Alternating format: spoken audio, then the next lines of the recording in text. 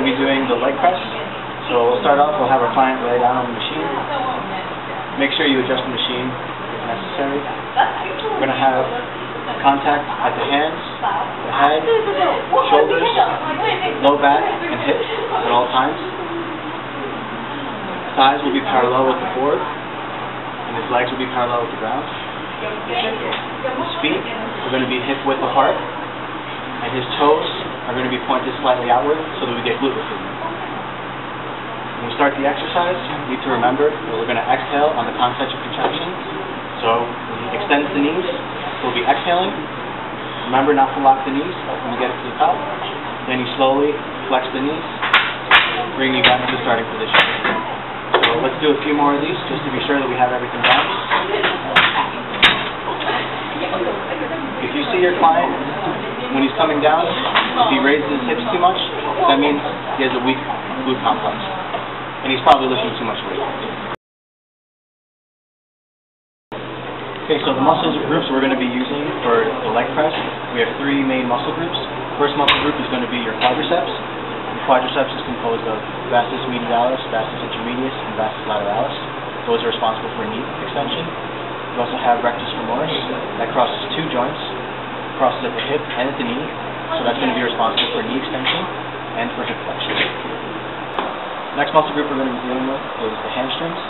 So hamstrings are semimembranosus, semitendinosus, biceps femoris, long head, and short head. Those muscles are responsible for knee flexion and hip extension. The last muscle group are the gluteus maximus. Glute max is responsible for hip extension.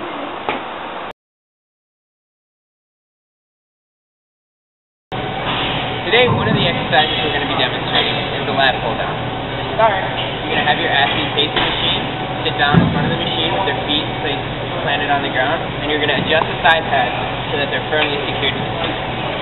Next, you're going to have your athlete grasp the bar with a closed pronated grip. Their hands around the bar, and their hands shoulder width or slightly outside of shoulder width apart, whichever is more comfortable. Next, you're going to have your athlete lean back slightly at a 110-degree angle, and you're going to have them slowly, from an extended position, bring the bar down to their clavicle while exhaling. So together, looks like that. Slowly bring it down, and then slowly allow it to return to an extended position. Alright, we're going to demonstrate a couple more. Slowly bring the bar down to the clavicle, and allow it to come back. Perfect. One more time. One of the things about this exercise is that there's no spotter required. Good job. One of the things that's important to remember about this exercise is that you're not pulling your arms down, you're actually squeezing your shoulder blades together. That's important because then you're recruiting all those back muscles and you're not using your arms. Alright, the main muscle we're going to be working with the lat pull down today is the latissimus dorsi. The latissimus dorsi inserts onto the bicipital groove of the humerus. It's responsible for downward rotation and depression of the scapula, as well as adduction of the arm. The next muscle we'll be talking about is teres major. It runs from the scapula to the bicipital groove of the humerus, and it assists the latissimus dorsi with adduction and medial rotation. The next muscle involved in this motion is the middle trapezius. It runs from the spinous processes of the C7 to the T3 vertebrae onto the medial edge of the scapula, and is responsible for retracting the scapula.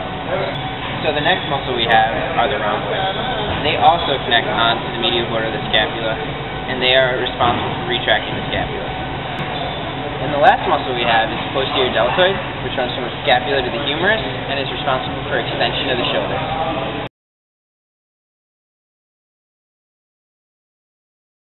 Today I'm going to show you how to do the triceps extension.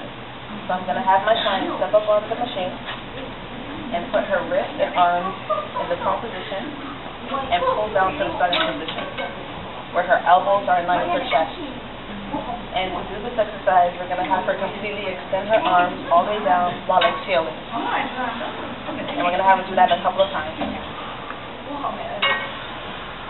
That is the triceps extension. The muscles used for the triceps extension are the long head, lateral head, and the medial head of the triceps. The long head is originated at the infragluteal tubercle of the scapula, and the medial head and the lateral head are originated at the posterior humerus. They all insert into the olecranon process of the ulna.